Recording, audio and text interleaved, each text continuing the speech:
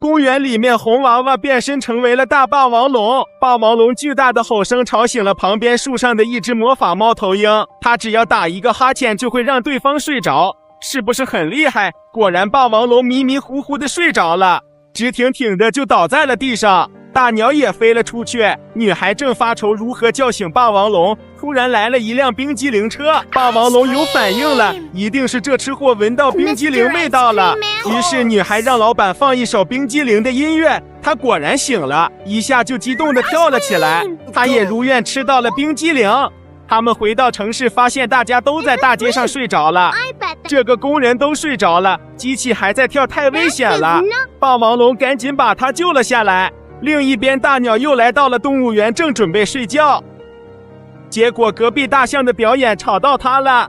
他一脸嫌弃的打了个哈欠，隔壁大象立马感觉不对劲，倒在驯兽员身上就睡着了。女孩想到了个好办法，她让红娃娃变身成会飞的床，这果然把大鸟吸引了过来。她观察了下，倒头就睡了。他们趁机把他带回家里睡觉，只要睡够了就不会打哈欠了。绿娃娃抱着足球跑来找魔法青蛙，想让他给自己变一个分身陪自己踢足球。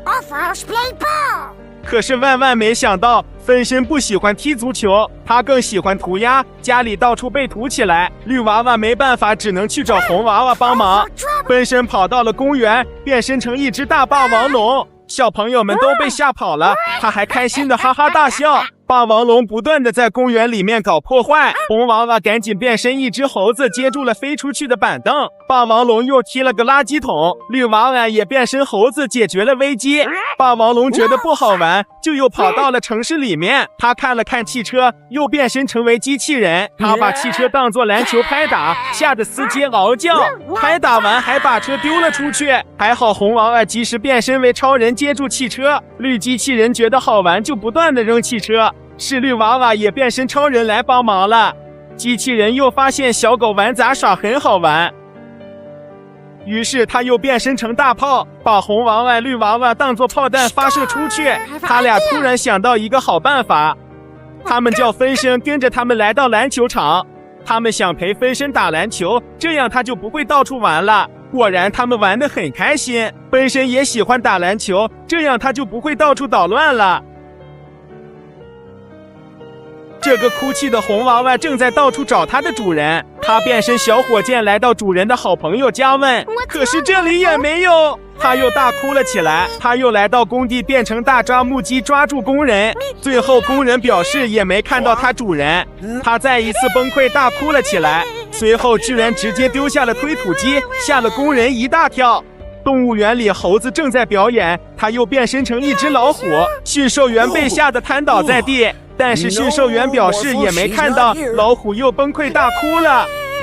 这回他又变成大机器人，趴在冰激凌车上，老板表示也没看到，他跳下冰激凌车，伤心的自言自语道，最后机器人也爆哭了。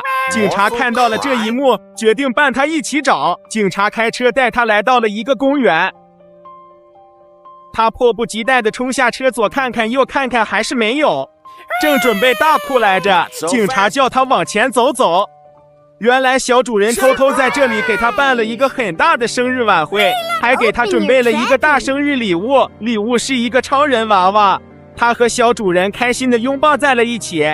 管理员正投入地介绍着笼子里这只霸王龙，他搬动开关，结果笼子的门打开了，霸王龙准备出来，可是管理员的开关卡住了。霸王龙朝公园里所有恐龙怒吼了一声，小女孩赶紧让红娃娃也变身成更大的霸王龙，她的吼叫声吓退了黄色霸王龙。女孩趁机赶紧过去把笼子的门关上了，但是公园里面其他恐龙都被吓跑了。这只万龙逃到工地上玩起了工人的吊车，工人也被吓到不行。女孩赶紧让红娃娃变身为机器人，他们拔了一棵小树给万龙吃，才把它引回公园。公园门口三角龙正盯着一辆汽车，他蓄力朝汽车撞了过去。此时红娃娃变成一辆大推土机，推土机使劲摇晃，吸引三角龙注意，三角龙果然朝他撞了过去。红娃娃熟练地缠起三角龙，就这样直挺挺地把三角龙送回了公园。至此逃跑的恐龙都找回来了。